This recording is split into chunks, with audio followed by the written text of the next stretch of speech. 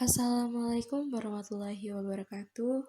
Selamat sore kepada teman-teman semuanya, dan selamat sore juga kepada Ibu Ferry Etikasari, MPD, selaku dosen belajar dan pembelajaran. Semoga sore hari ini kita semua dalam keadaan sehat walafiat. Pada sore hari ini, kami dari kelompok 3 akan menyampaikan materi yang berjudul Teori Belajar Behavioristik. Sebelum kami mempresentasikan materi kami, saya perkenalkan terlebih dahulu anggota kelompok kami.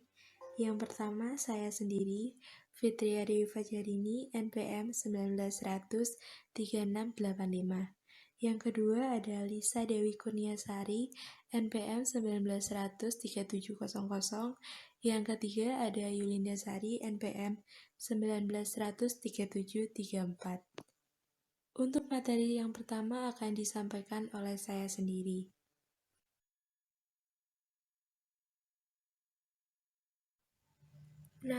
Yang pertama ada teori behavioristik. Teori behavioristik merupakan teori yang mempelajari tingkah laku manusia. Asumsi dasar mengenai tingkah laku menurut teori ini bahwa tingkah laku sepenuhnya ditentukan oleh aturan, bisa diramalkan dan bisa ditentukan. Menurut teori ini, seseorang terlibat dalam tingkah laku tertentu karena mereka mempelajarinya melalui pengalaman-pengalaman terdahulu dan menghubungkan tingkah laku tersebut dengan hadiah. Seseorang menghentikan suatu tingkah laku mungkin karena tingkah laku tersebut belum diberi hadiah atau telah mendapatkan hukuman. Karena semua tingkah laku yang baik, bermanfaat, ataupun yang merusak merupakan tingkah laku yang dipelajari. Dalam belajar, siswa seharusnya dibimbing untuk aktif bergerak, mencari, mengumpulkan, menganalisis, dan menyimpulkan dengan pemikirannya sendiri, dan dibantu orang dewasa lainnya berdasarkan pengalaman belajarnya.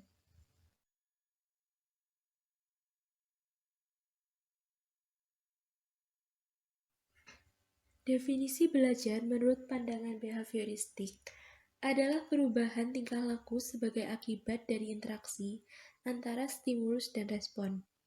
Atau dengan kata lain, belajar adalah perubahan yang dialami siswa dalam hal kemampuannya untuk bertingkah laku dengan cara yang baru sebagai hasil dari interaksi antara stimulus dan respon.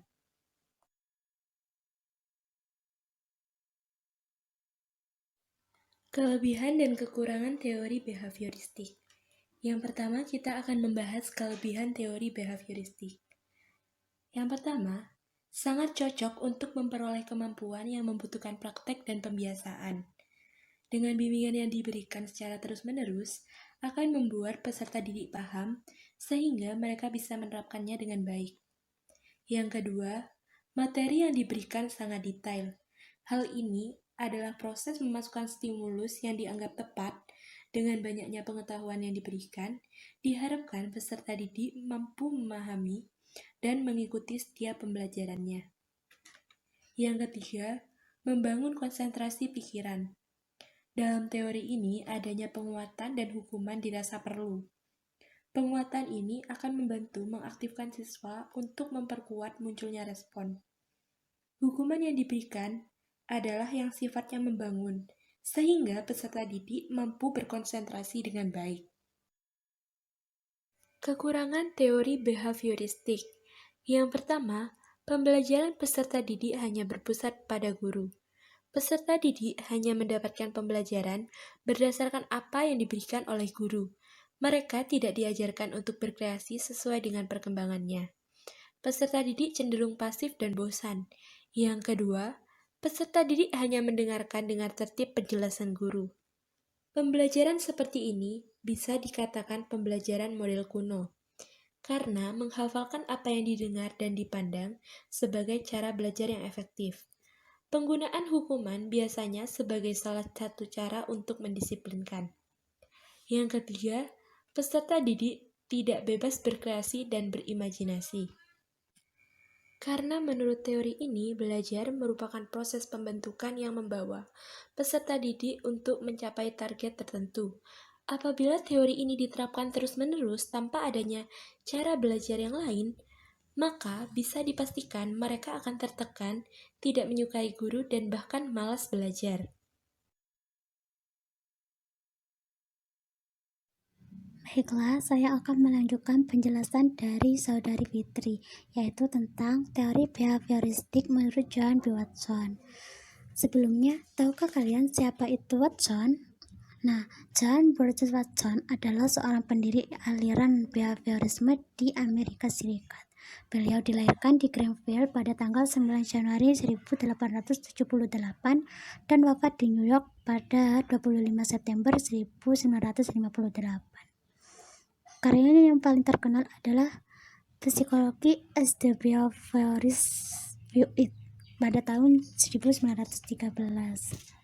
Nah, selanjutnya dalam teori behavioristik, Watson berpendapat bahwa belajar merupakan hubungan langsung antara stimulus yang datang dari luar dengan respon yang ditampilkan oleh individu.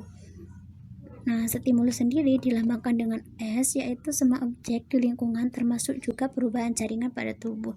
Sedangkan respon dilambangkan dengan R, yaitu sesuatu yang dilakukan sebagai jawaban terhadap stimulus.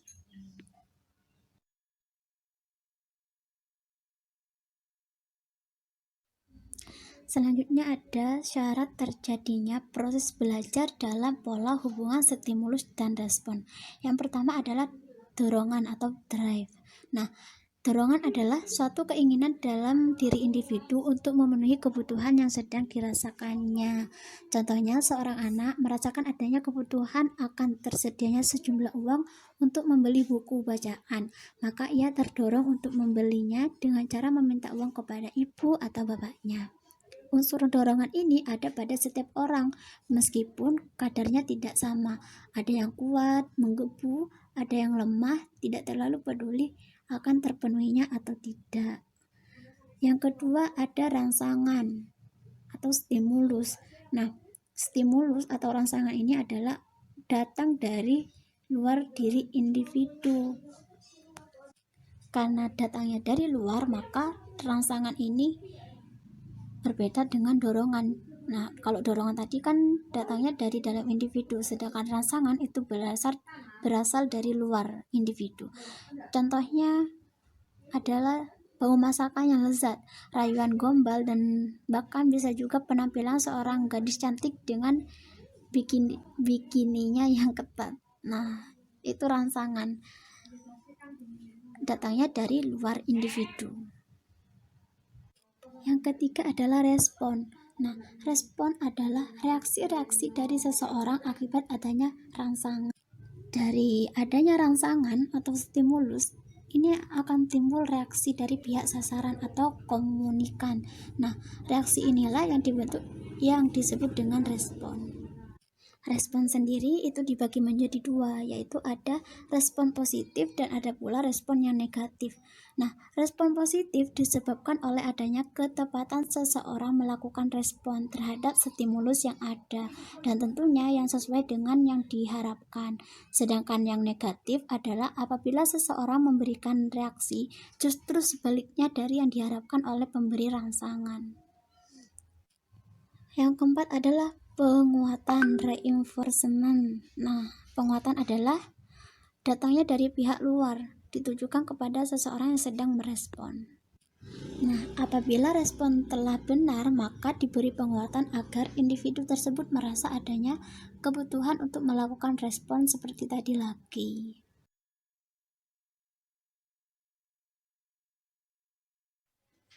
Baik, di sini saya akan melanjutkan materi yang telah disampaikan oleh Saudari Yulinda Sari. Yang pertama, teori belajar behavioristik menurut Tordik. Tordik adalah tokoh lain dari aliran fungsionalisme kelompok Columbia. Lalu, bagaimana teori belajar menurut Tordik? Belajar adalah perubahan perilaku yang dapat diamati, diukur, dan dinilai secara konkret.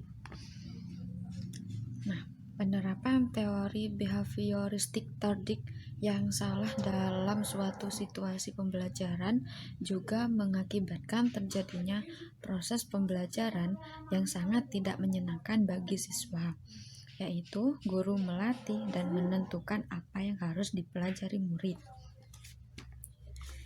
Metode Tordik ini sangat cocok untuk perolehan kemampuan yang membentukkan praktek dan pembiasaan. Contohnya, kecepatan, spontanitas, kelenturan, dan refleks. Aplikasi teori Tordik terhadap pembelajaran siswa.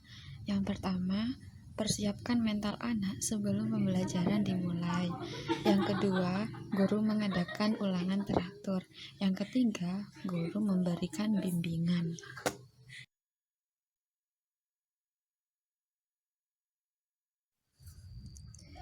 Implikasi dari teori belajar behavioristik. Yang pertama, pembelajaran yang dirancang dan berpijak pada teori behavioristik memandang bahwa pengetahuan adalah objektif, pasti, tetap, dan tidak berubah. Pengetahuan telah terstruktur dengan rapi, sehingga belajar adalah perolehan pengetahuan, sedangkan mengajar adalah memindahkan pengetahuan atau transfer of knowledge ke orang yang belajar. Yang kedua, peserta didik dianggap sebagai objek pasti yang selalu membutuhkan motivasi dan penguatan dari pendidik. Yang ketiga, teori behavioristik dalam proses pembelajaran dirasakan kurang memberikan ruang gerak yang bebas bagi peserta didik untuk berkreasi, bereksperimentasi, dan mengembangkan kemampuannya sendiri. Yang keempat, karena teori behavioristik memandang bahwa pengetahuan telah terstruktur rapi dan teratur, maka peserta didik atau orang yang belajar harus dihadapkan pada aturan-aturan yang jelas dan ditetapkan terlebih dahulu secara ketat. Yang kelima, tujuan pembelajaran menurut teori behavioristik ditekankan pada penambahan pengetahuan, sedangkan belajar sebagai aktivitas atau mimetik yang menuntut peserta didik untuk mengungkapkan kembali pengetahuan yang sudah dipelajari dalam bentuk laporan, kuis, atau tes. Yang keenam, evaluasi menekankan pada respon pasif, keterampilan secara terpisah, dan biasanya menggunakan paper and pencil test.